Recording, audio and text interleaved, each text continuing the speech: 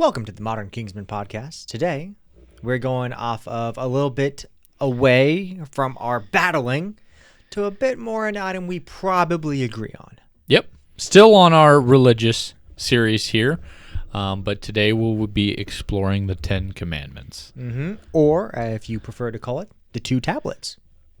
Okay. Yep. Sure.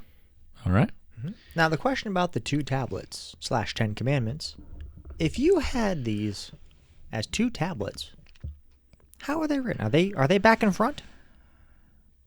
Back and front? Huh? Yeah, legitimately. Like 2 and 3? No. That's not even numbers. I'm not saying they're even numbers. Who said they had to be even? What's 10? Well, yeah, just because 10's divisible by 2, that doesn't mean it's 2 and 3. Are you talking about 2 tablets front and back on both? Yeah. So which side gets 2 and which side gets 3? I don't know. Or do you think it's 6 and 4? That's a great question. Dude, to me, this is front only, 2 tablets, 5 and 5. What if it was 4 and 6? Front only. Dude, no. It's 5 and 5. That way it fits on the picture. Front only. Deal. Okay. The 10 Commandments. Yep. For a little bit of background, the 10 Commandments are very big part of the biblical background, but today still very prevalent, given to Moses in the Old Testament, and given as a set of commandments to the Israelites on their way of life, and very, very still relevant to today's world. Absolutely. I'd say still incredibly relevant here. These are just 10 solid good commandments still. Absolutely. So, all right. Let's start with number 1. Numero uno. You shall have no other gods before me. I like it. I think there's a reason that one is number 1. Mm-hmm. This is starting with the most important thing. Mm-hmm. Now, it has some implications in there, such as there are other things you can worship. Oh, absolutely. Absolutely. That, I think, is important to remember, because just because you can choose God or you can choose something else. And if you don't choose God, bad things happen. Absolutely. But this is the foundation. This is the why I get up in the morning. Mm-hmm. I must have one God, no one else. Yes, and I think the wording there is very specific in that you shall have no other gods before me. Mm-hmm. Meaning God should be your number 1 priority, period. And for a lot of people throughout all of history, anything from money to success, your career, people, friends, family, Fame, anything can get put before God in your life. Mm-hmm. And it can also mean other spiritual gods. Mm-hmm. And that could be a conversation for a whole nother time. But really, anything that's not God the Father, well, I didn't get into the whole Trinity there, but that's not what I intended to do. We'll just leave there. God the Father, Yahweh. Yes. And remember, this was given to Moses to the Israelites at the time of the Old Testament. So these were given to a group of people before Christ's return. Mm-hmm. So keep that in mind. Mm-hmm. And, not to go too much on this rabbit hole, everyone has a god or gods they worship. Absolutely. Even if they don't know it. Mm-hmm. And that's the applicable point for us today. In Exodus, it truly was other spiritual gods. But the implication is still very real that anything that is not God should not be put before him in your life. Mm-hmm. That is the number one commandment. Number 2, you shall not make for yourself an idol or worship images.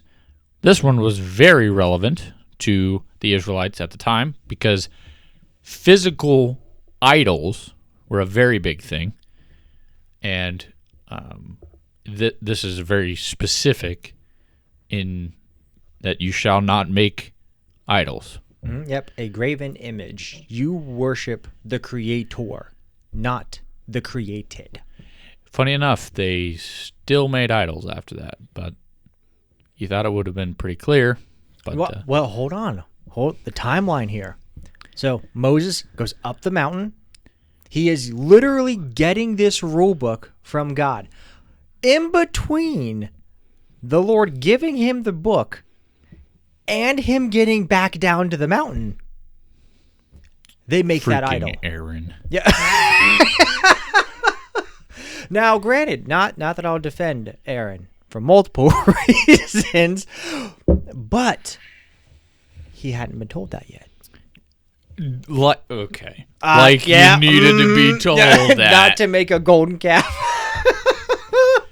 Anyway, But yeah. For us today, I think the worshiping images, it ties very closely into commandment number 1, I think, which is don't have physical things that become more important to you than your relationship with God. Absolutely. Yes. This doesn't mean don't have religious... Now, there are some sects of Christianity who take this very seriously. They do not have any religious iconography. Yeah. Period. Yeah. No pictures. No crosses. Nothing. Nothing. Yeah. Because they know that humans do have a tendency, some, to worship the created instead of the creator. And to get our priorities unaligned. That is a tendency. Yeah. I think they might be a little too literal there, but yes. Agreed. Yes. So, number 3, you shall not take the name of the Lord your God in vain. Now, what is the common interpretation of that verse? I want to say the incorrect, but common. I struggle with this one because there are a lot of people who would take this one and say the OMG phrase is what this is applying to. And I would say that is incorrect. Correct. I would agree with you. That So is go not ahead and- the correct interpretation of this commandment. Okay, then what is the more appropriate interpretation, possibly? So there's different opinions about there, but from the best of my understanding, using the name of God in a vain way is the intention of this. So a real life example of that would be like it's going to sound weird, but like a curse or a oath or swear by in the name of God in a vain way is the intention here. Would you agree with me or no? I was going a totally different direction, but Okay. that's it. I like that. Basically, treat the Lord's name with a lot of seriousness. Yeah. In your speech and oaths. Essentially, I'm trying to be very careful about how I word that so I Yeah. don't get confusing, but I think the gist of what it is do not use the name of God in a way that it is not intended to be. Don't use it for something that it has no... It's not respectful of what it is. So, I'm in the same vein with a different flavor. So, I believe this is more of bearing the name of God, carrying it with you, wearing it. Okay? Not like the cross. But let's use that silly example as one here. If you wear a cross, do not cut someone off in traffic and then flip them the bird. That is not because you are carrying the name of the Lord, Okay. and you are not bearing it properly. That is taking the name of the Lord in vain. Claiming Christianity, but not acting in such a way that you deserve to carry that name. I believe that's taking it in vain. I could see that. I can definitely see where you're going from on this one. That's not where I would have taken the interpretation of this one. I think there is a literal sense of it of do not use the name of the Lord in a manner that is unfit for its use. Mm-hmm. I think it's an and situation. And do not claim to be a follower of Christ and not and purposefully then not follow or I don't know if represent is a good way to say that. Yes, I like that one there. Don't be a Sunday morning only Christian. Yes. If you weren't with God on Saturday night, don't only be with Him on Sunday morning. Yeah.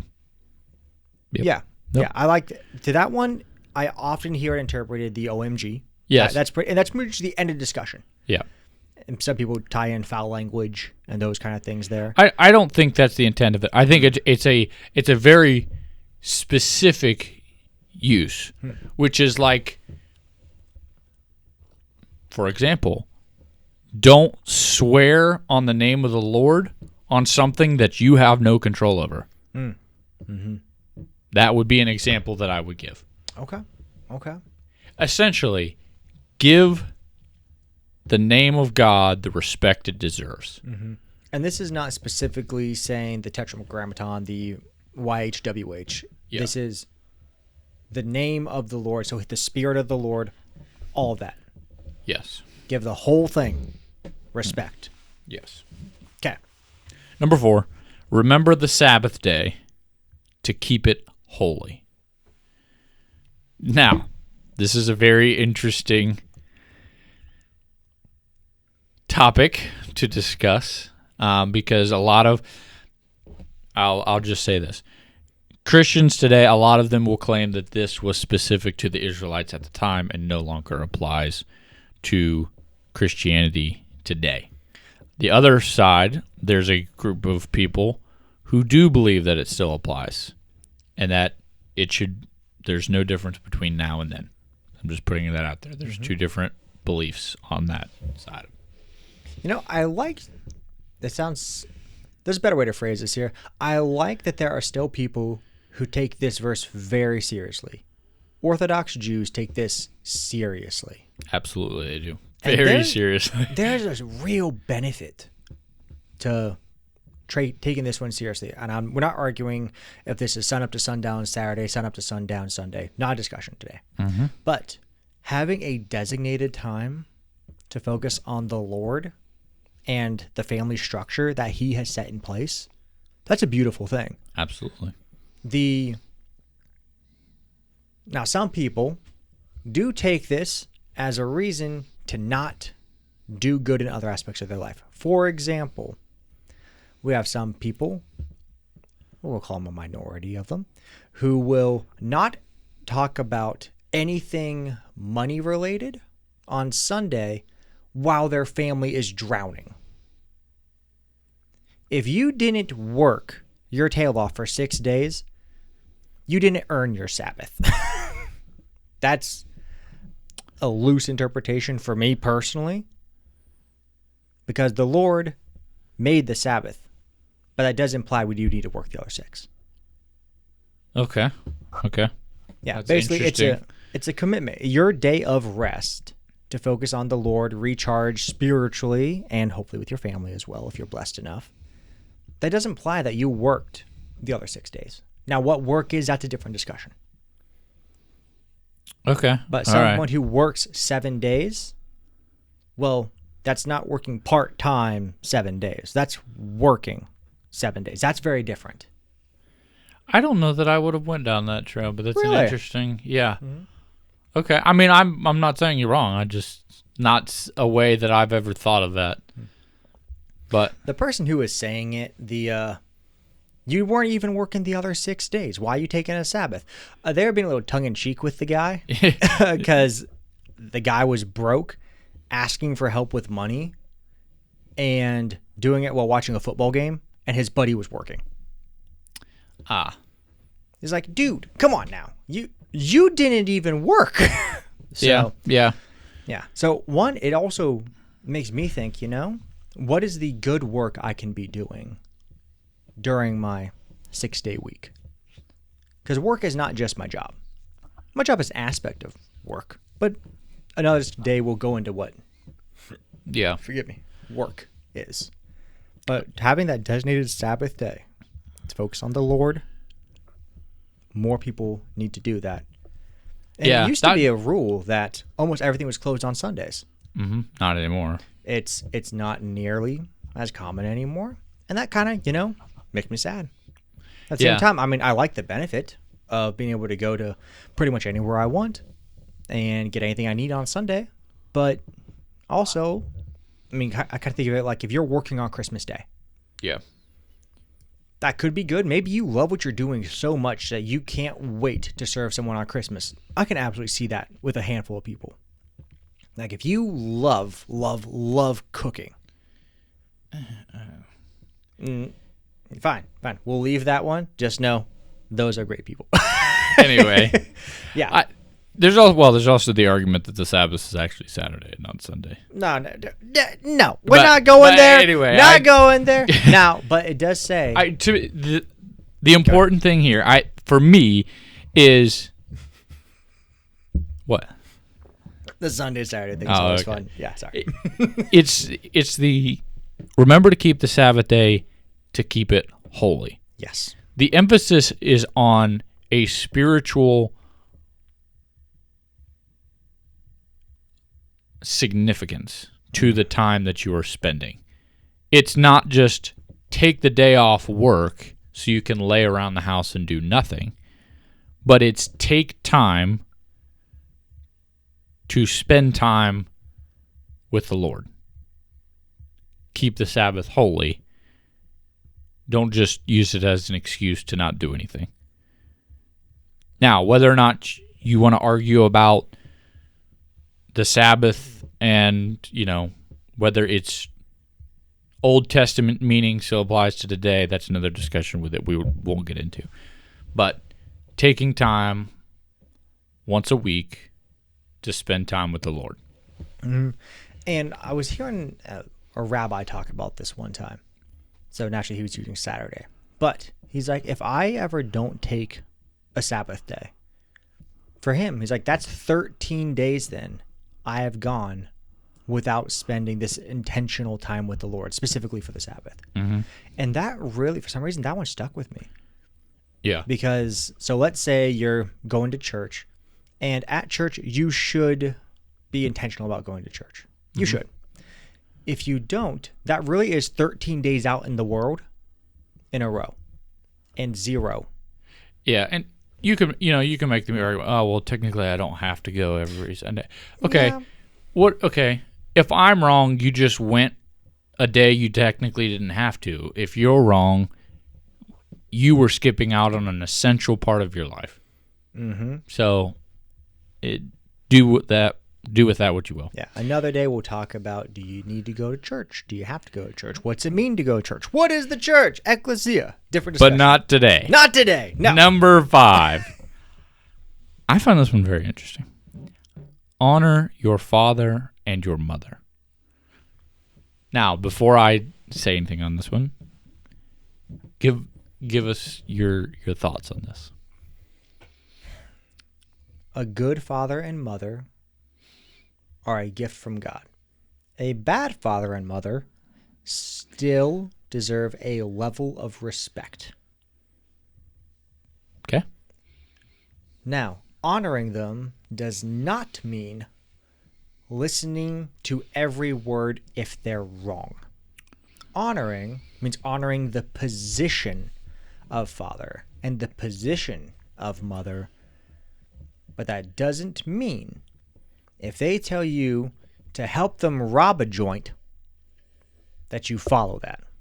That would not be honoring to the position of mother and father, but to honor the position.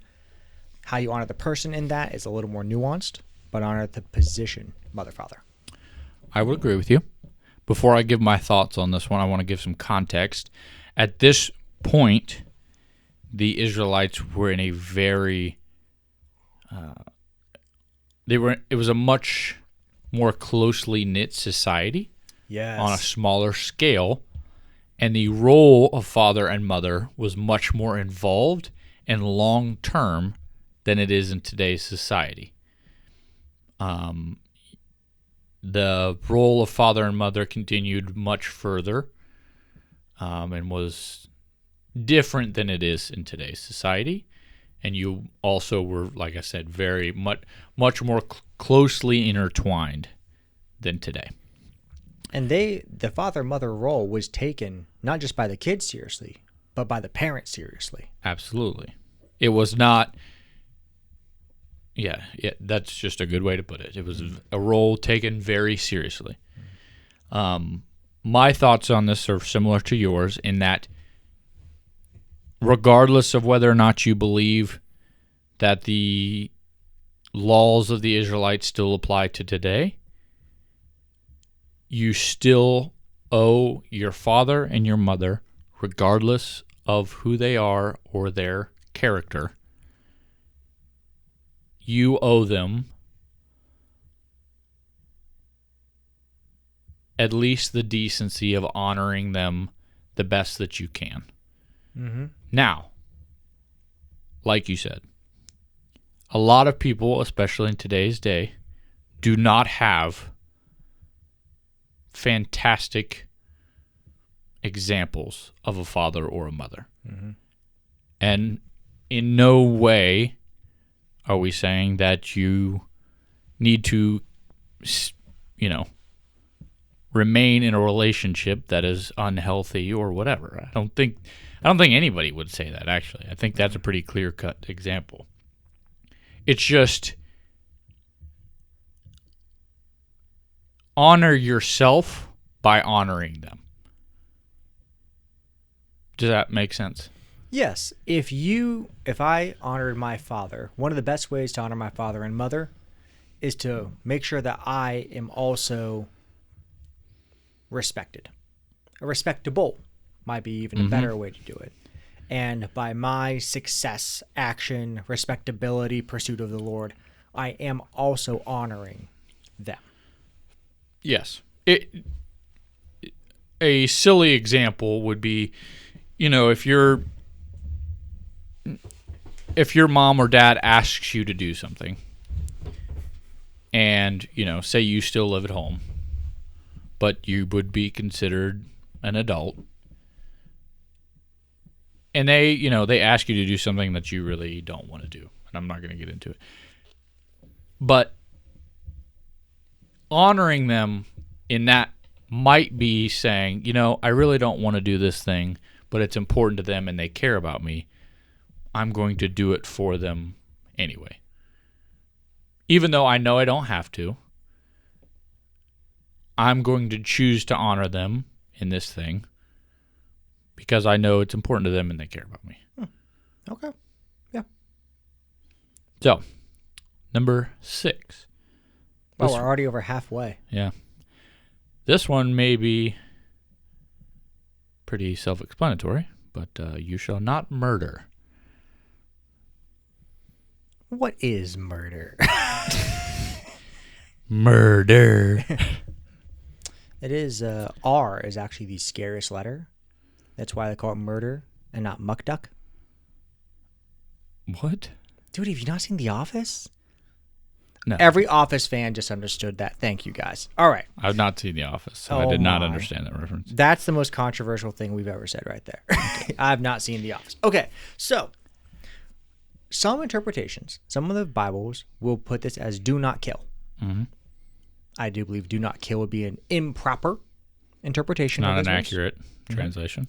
But some people do take it seriously. There's an old Kleenex commercial. I think it's Kleenex. And it's showing a monk. And monks have taken a vow, do not kill. Okay. they're not doing it for our Bible, but they're just doing it. And this monk sneezes, and then he takes the tissue, blows his nose, and then looks at the box, and it says kills 99.9% of germs. And then he has a small freak out because he's like, oh no, all life, that thing kind of thing. Because some people interpret this as all forms of life do not kill. No, that's not what this is saying. No, but that is an argument that I've heard many times from those who do not understand the historical word here is more the intentional murder of someone. Yes. Not premeditated murder. Yes. Pretty good for society that this is a rule. Yeah, I mean, you shouldn't go around killing people regardless. Right. Well, this kind of feeds a little bit into eye for an eye. Is I think where it's so important to have a rule like this in society, because without all the full government structure, it would not even be unreasonable. God forbid we have a warring clan here. I shoot your brother. You come back and shoot my sister. Wouldn't even be unreasonable.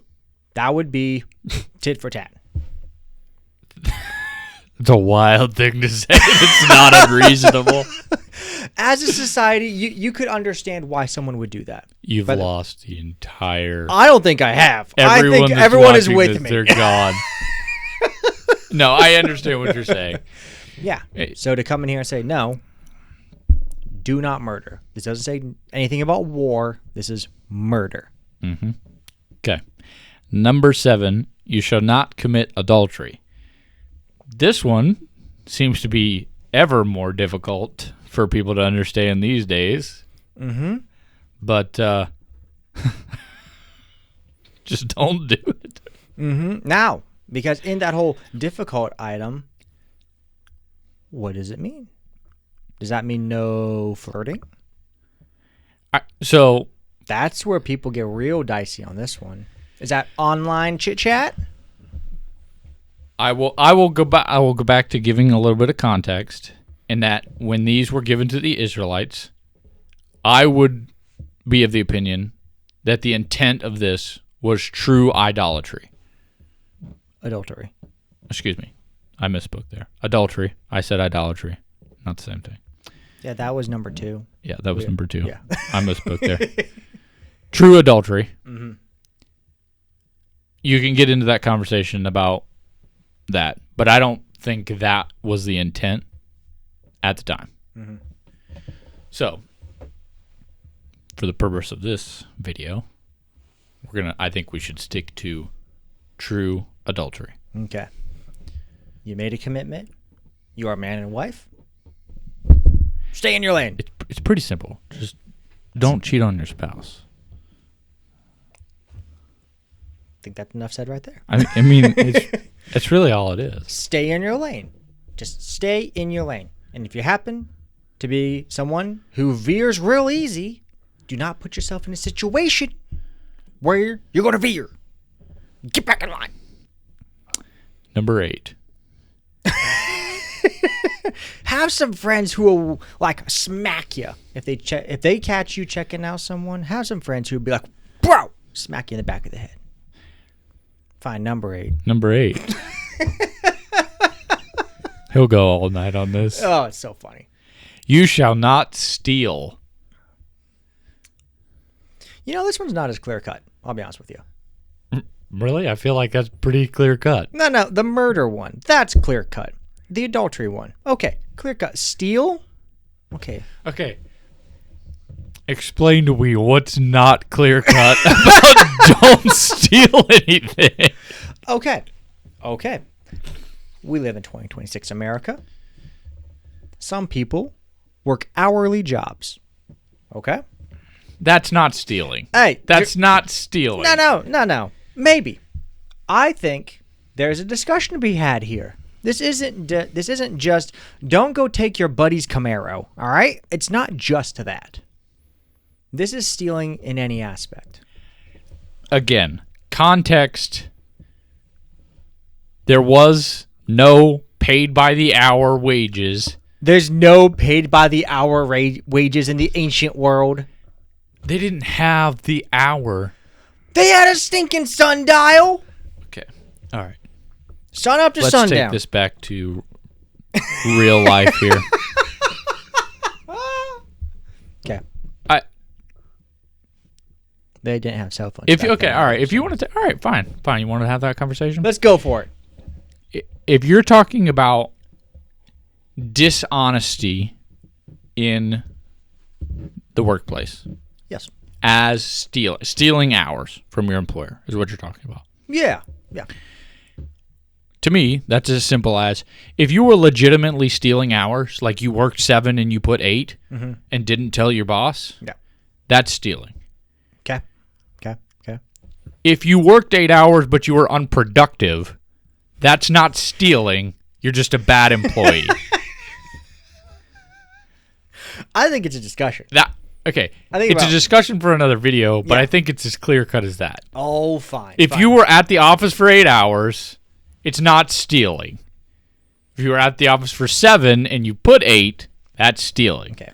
What if I take a pen from work? Dude, this is where Are the pens offered for employee use? This is how is this where we are on this topic? How is this not where we are in If this you're topic? walking down the street and I see a dog there's a and I fruits- take the dog. yes, that's wrong. Yes, that one's wrong. Everyone gets What is that. so hard about that? The nuance is the discussion, not the broad strokes. Everyone knows you don't steal. That's the what apple it cart. says. Do not steal. I can't. Period. I can't wait to get the next one. The next one's more nuanced. Okay. Fine. Don't steal. Don't steal. If it's not yours, don't take it. Okay. Period. Okay.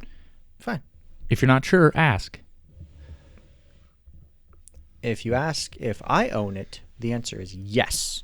No, ask, can I have this? No. No. Yeah. Fine. Ask. Ask the question. Number 9. Don't ask with force, though. That's called coercion. Thank you for that. We were all wondering. Number 9. You shall not bear false witness against your neighbor. If you get called as a witness to a courtroom, don't lie. Okay. Yes. Agreed. Question. I've heard this verse often interpreted as do not lie Okay. outside of a court context. Like, this is a very clear cut. I'm not saying it's this way, but I've often heard this verse like just written out. Number 9, do not lie. Ever. Okay. Would you consider that an appropriate interpretation? I would say you include all things in number 9 by saying do not lie. I believe there's a reason that do not lie is not in this. Right. This is before a court. To me, it is don't spread a narrative about someone or something that is misleading or not honest. I think in a lot of ways this applies to gossip.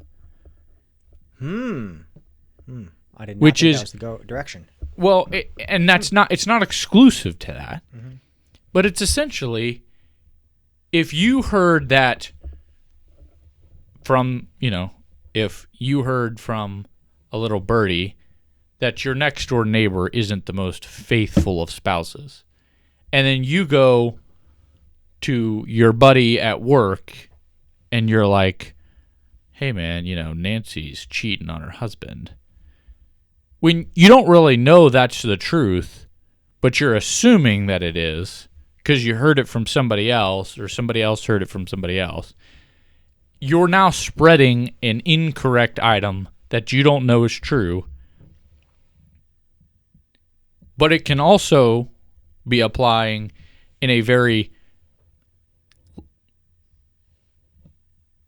judicial manner of in a courtroom or a legal matter, such as in today's day and age, suing someone, or small claims court, or something like that, which I feel is the more accurate portion to this commandment, don't lie or misrepresent for your own gain or benefit.